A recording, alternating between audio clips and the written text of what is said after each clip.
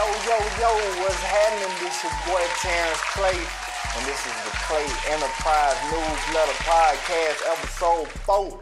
We've been gone for a couple months, man, but we back, man.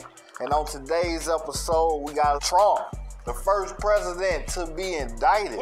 Then we got the eye drop recall. Amazing. Next, we got the motherfucking similar high school teacher arrested for trafficking fentanyl. Ain't that by the bitch? We got Florida approves permitless carry. Amazing. You can carry a firearm without a permit. And then we got new zombie drug touchdown in Florida. Hope y'all ready for this shit, man. Yeah.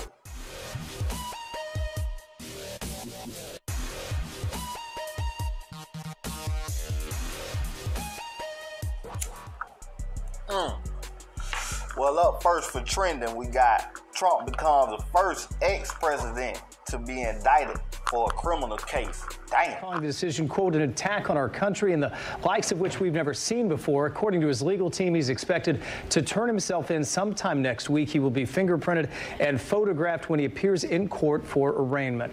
And yeah, people were out here till about midnight. That's when we left, and they seemed like they were still going. So 5 a.m. here is, or a little after 5 a.m. is when we arrived in this spot. So you can see it's pretty calm. The bridge leading into Mar-a-Lago yesterday was just lined with police, making sure that everything was kept safe, that people weren't getting too rowdy, and it did stay that way. All we heard were plenty of honks and cheers. Right now, it does seem like people are starting to arrive in this area.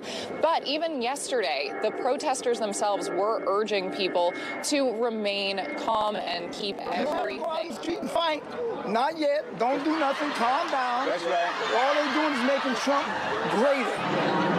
Yeah, so what you heard from that protester there was the concept that this is actually going to help the former president. We heard that from a lot of people last night. We also heard people expressing their shock at this indictment and saying, one person told me she is enraged. One person told me she is just feeling like that the former president is being treated unfairly. That's been kind of the consensus among protesters last night. See, man, I've been saying this shit for a long time. Trump a motherfucking gangster, man. Motherfucking folks gonna ride for Trump, man. You don't believe me? Even you see the black folks out there. You even got the black folks out there down for Trump, man. Trump a gangster, man. I ain't no hater. I ain't never been no hater. Up next, we got Florida Senate approves permitless carry of firearms. The Senate passed a controversial bill that broadens who can carry concealed weapons. The bill already passed the House last week, and the governor already said he's ready to sign it into law. And once that happens, Floridians may conceal carry without a permit, just a valid ID without proof of a firearm safety course. Proponents argue this would make it easier for lawful citizens to protect themselves. Under the bill, lawful Floridians would not need to undergo training. Senate sponsor Jay Collins of Tampa. We have a constitutional right to bear arms. Supporters say it eliminates red tape for lawful gun owners. They believe it's a safety measure, but opposers, how many more lives have to be lost, see it as anything but, especially after the mass school shooting in Nashville this week. If you're scared, you better stay your ass in the house. That's all I can tell you. Amazing. You better take your ass to church. You better pray. You better do all that shit that you know you're supposed to do, boy. Cause it's wild, wild west around this bitch from here on out, you heard me? Ooh, excuse me.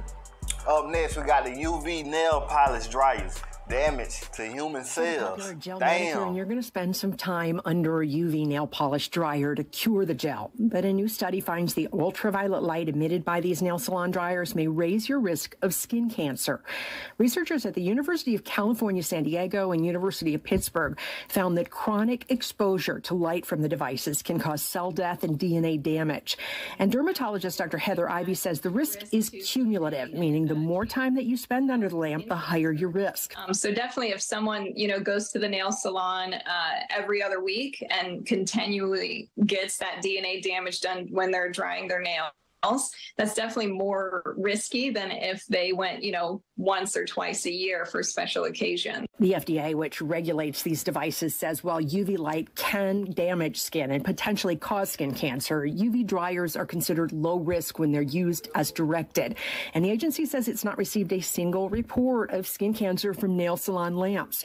If you're concerned about exposure, the agency recommends choosing another type of manicure or pedicure. I mean, you could use normal nail polish, and that doesn't require the UV setting. And then there's also SNS, which just has you apply your finger in a dipped powder instead of having to get it set with the UV light. The FDA says the less time you spend under the lamps, the less your risk of UV exposure. But in general, the agency says you should not be using drying lamps for more than 10 minutes per hand per manicure. Man, you gotta tell shouting them, man.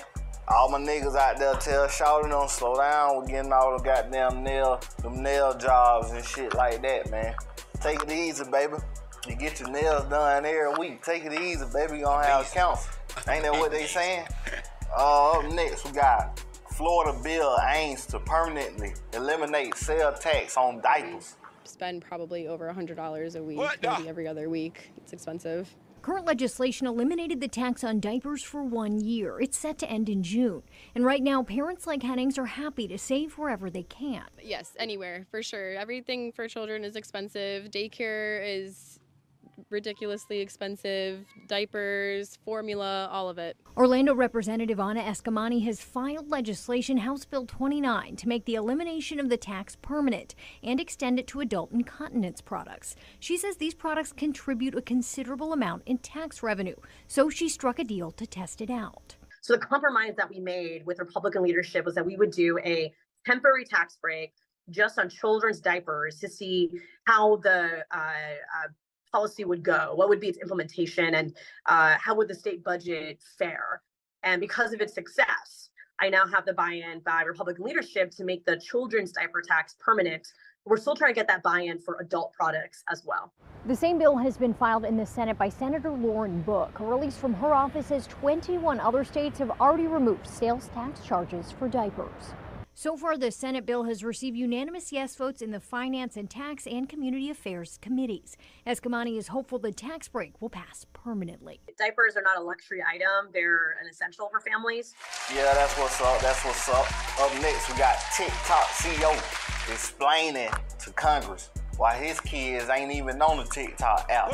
Stinking bitch. Well, then why don't you let your 8-year-old child on TikTok? I have seen these news articles. I would like to address that. My kids live in Singapore, and in Singapore, we do not have the under 13 experience. If they lived here in the United States, I'll let them use the under 13 experience. Okay, so you're saying it's because of the country you live in doesn't have the same mechanisms. Is there a reason you don't have the same mechanisms everywhere? In principle, we want to provide a good experience for our users in general. We don't want to monetize from people who are under 13. In the US, we are COPA compliant, and as part of that, we were deemed as I want to get these specifics right. We were deemed as a particular type of audience, mixed audience app. I want to make sure that that's right. And as a result of that, we have to provide an experience to our under 13 users in this country as well. Ain't that about a bitch? That's amazing. People like the owners and shit, they kids don't even use that shit. You know what I'm saying? I just had a feeling it was like that. You know what I'm saying? And that shit confirmed it.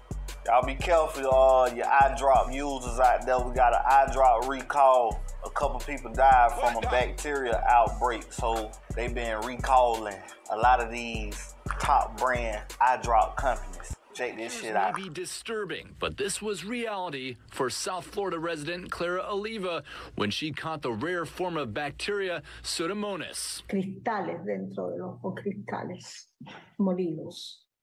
She says the sensation is like having charred pieces of glass or crystal inside your eye. Oliva, with her attorney translating, says her eye had to be removed. And she's not the only one. The CDC is linking the rare bacteria to eye drops made by Global Pharma Healthcare, the most common brand being EzraCare Artificial Tears. That's what Clara Oliva says she was using.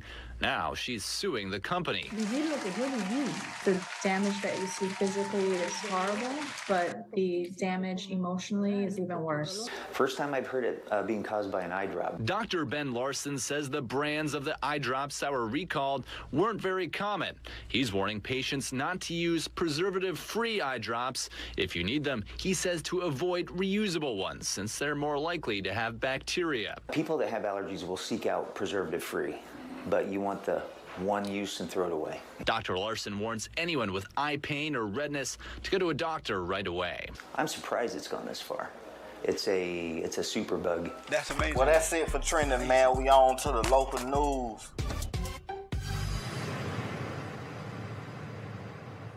Up first for local news, we got Seminole High School student arrested after having gun in the backpack. What the? Shit, crazy.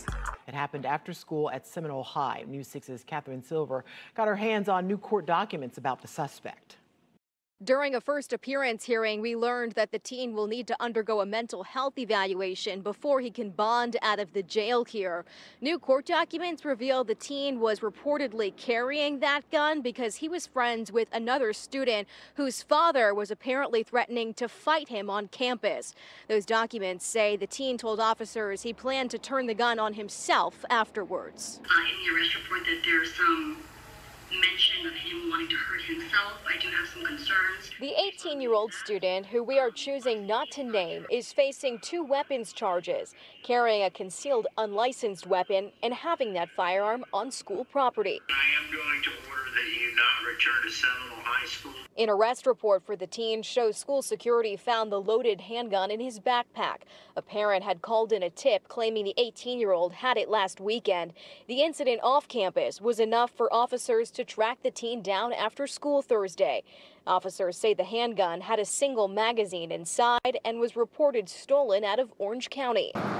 We wanted to know how often weapons are found at our schools. The Florida Department of Education keeps disciplinary records that show 7 incidents at Seminole High School during the last school year, the most recent data available.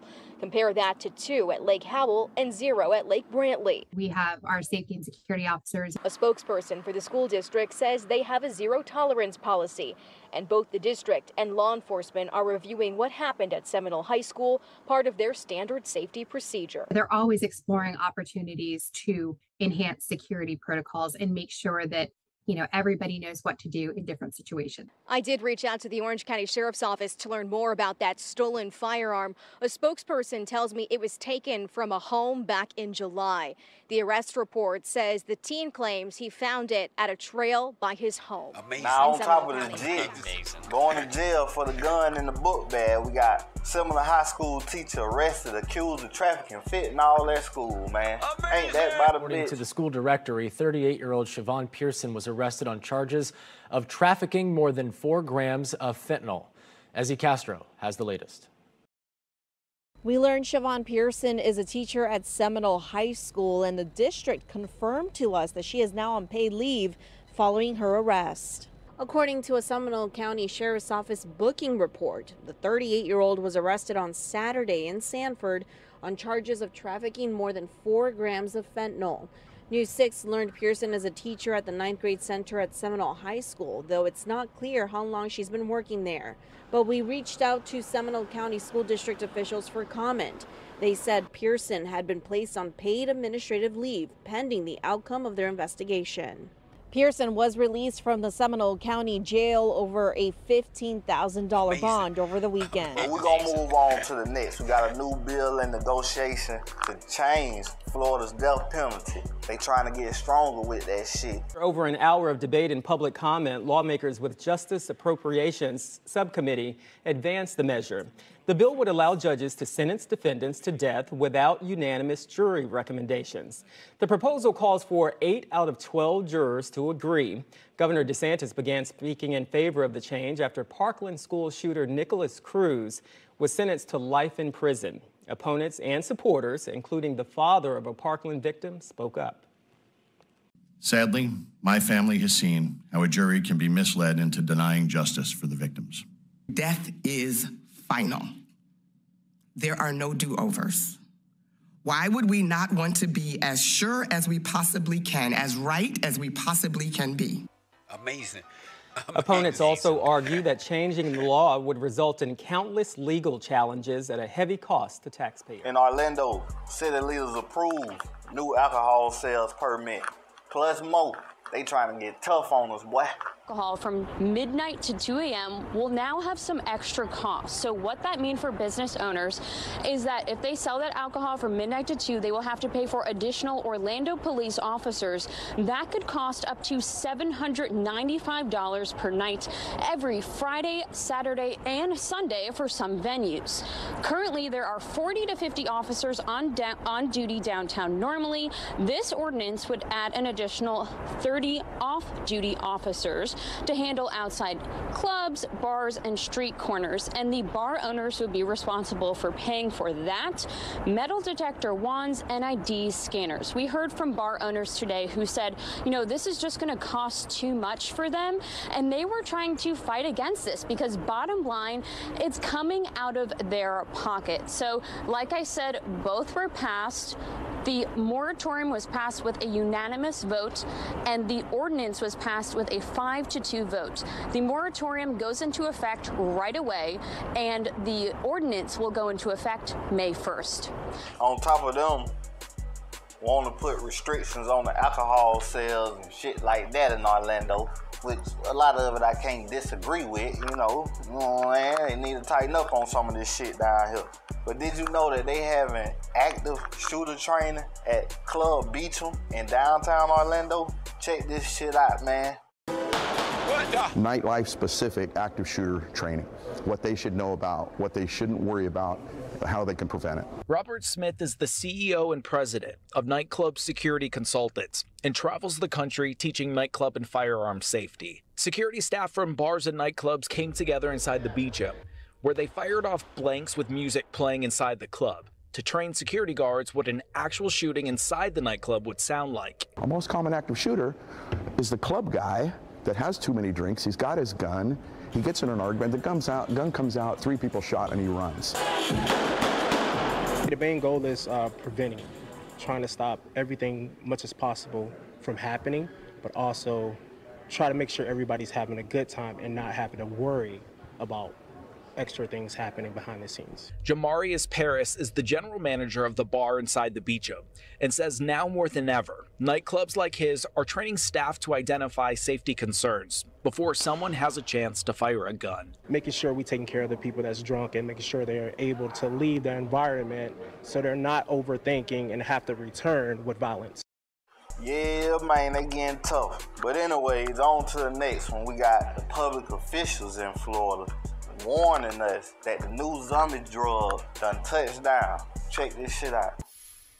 The warning from the U.S. government is chilling.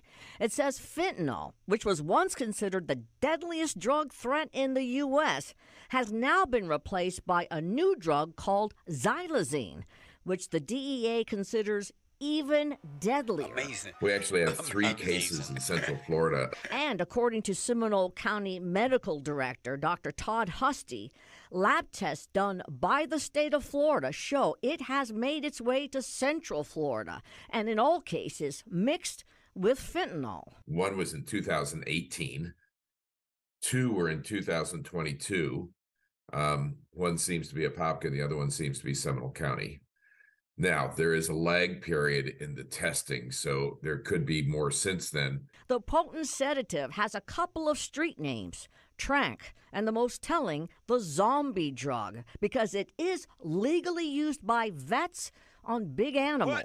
It's actually an anesthetic drug used in veterinary medicine to put big ruminants like cows and pigs to sleep, to do surgery. Since xylazine is not an opioid, Narcan does not work. That's amazing. And doctors say there's more, that the drug can cause sores on your skin, cause your tissue to rot, to the point where you might even need amputation. It can cause a complete decrease in blood supply to the area. You don't get blood supply, that tissue is going to die. And when it dies, it rots. So who's coming up with this stuff, mixing xylazine with fentanyl? Experts say the zombie drug is cheaper, so drug dealers do the math. We mix these two together and we get a better profit margin. It's all about profit. It's not about lives. It's just about profit. And eventually taking lives in the process. Now that the new zombie drug done touchdown, don't be surprised when you see motherfuckers out there in the middle of the street stripping butt naked and all types of shit like that. Hey, that dope here. What can I say? Up next, we got Florida man wanted for murder dies while fleeing from Port Orange police. Check this shit out. From the video, it says it came off the road there, hit the ditch. The co-owner of John's Appliance Store and Bedding at Nova in Bevel wasn't around just after midnight when a car crashed just 10 feet away from the building.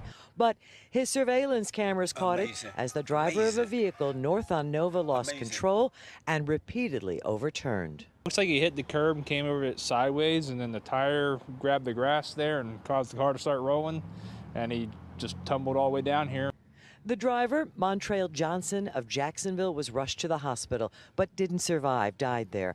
Police in Port Orange say they'd pulled Johnson over at Madeline and Nova for a window tint violation. An officer explained to the driver the reason for the stop, got his ID, then called it into dispatch. He ended up getting alerted to a warrant for first-degree premeditated murder for the subject in the vehicle. He called for backup.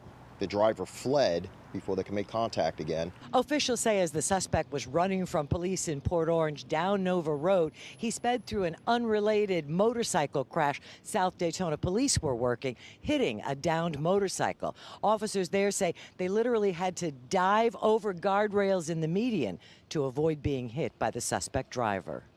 You can see deep tire marks in the grass at the crash site. Debris was scattered everywhere. Later, after the scene was cleared, the folks at the appliance store found bullets on site, turned them over to Port Orange. I don't know why else they would be here. But yeah, we found 3, looked to be 9mm rounds. At this point, police say they don't know whether the bullets came from the crashed suspect vehicle. They have not released information as to what was found in the car. Besides this dude flipping his car, running from the police, we got another person fleeing from the police, ran into a semi-truck, and the shit burst into flames like some shit you see on the movie. I had to have this one ready for y'all. Check this crazy shit out, man. And he's about to pass that semi right now. Just signal for to semi head-on. Middle of Smoker Farms before. The head-on crash causes an instantaneous explosion so forceful it lights up the camera recording this video from the Seminole County Sheriff's Office helicopter.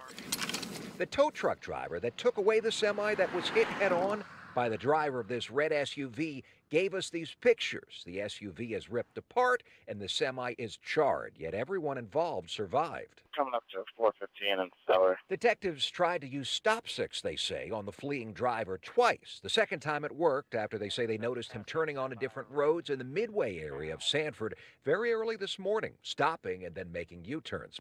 One detective followed, but not pursuing, the sheriff's office says, trying to pull over the driver with lights and sirens at first and then switching off his lights and sirens and following the driver at only 35 miles an hour, eventually falling back so the driver couldn't see the detective, according to the police report. And you can see in the clips that the sheriff's office gave us, there is no one close behind that fleeing driver. The sheriff's office chopper kept up from Sanford to State Road 415 in Volusia County, and after the successful stop-stick deployment, you can see sparks coming from the SUV. Pilots say the tires disintegrated seconds before it crosses over into oncoming traffic and slams into that semi. The Seminole County Sheriff's Office tells me the driver's name is Shane Tuminello, 34 years old, from DeLand. He's in the hospital right now, but when he gets out, we're told he's going to be charged with at least fleeing, eluding. And I looked up his criminal history with the Volusia County Clerk of Courts. He's got 18 arrests going back to 2009, in some cases for violent charges. Everybody just running from the police, man. Shit going down in Central Florida. Last but not least, for local news, we got 1 dead, 2 hurt in Kissimmee shooting at the chicken wing spot. This shit getting crazier. Evidence markers littered this parking lot at the corner of Vine Street and Main Street in Kissimmee. There are pistols, numerous shell casings, and a victim's clothing. Law enforcement were called to the parking lot of Mighty Wings shortly after 1:30 p.m. The window was struck. Police say multiple people were shooting. 2 men were hit and one of them died. There was also another man driving east on 192 who was caught up. There was a stray bullet that went through his vehicle, through the driver's side, out through the passenger side. Deputy Chief Betty Holland says that man was either struck by a stray bullet or glass. His injuries were not life-threatening. No one has been arrested, and police say it appears to be an isolated incident. There's a lot of innocent people that visit this area, and, you know, it's just a miracle that nobody else got hurt. Kissimmee police are also investigating another shooting that happened about 2.5 hours earlier. It was on the bike path between Dyer and Thacker, behind Vineyards and Cascades apartment complex. Police say 2 teenagers, ages 17 and 18, were leaving from behind the apartment complex and onto the bike path. Another male approached both of those males and opened fire on them, and one male, the 18-year-old male, unfortunately died from those injuries. The other male appears to be fine. He was injured, but he is still being treated at the hospital. Police are still searching for the suspect, but say, like the first shooting, this one was isolated too. And she says there's no danger to the public. In Kissimmee, I'm Gail Pascal Brown, West 2 News. A third unrelated deadly shooting happened last week in Kissimmee, and police are still looking for the suspect in that investigation. Police say surveillance video showed that suspect in a dark-colored car, which may be a Toyota Camry. That shooting happened around 1 p.m. near Central Avenue and Cypress Street. 43-year-old Willie Martin was found dead at that scene. Well, that's it for the local news, man. Now let's get on to the breaking news.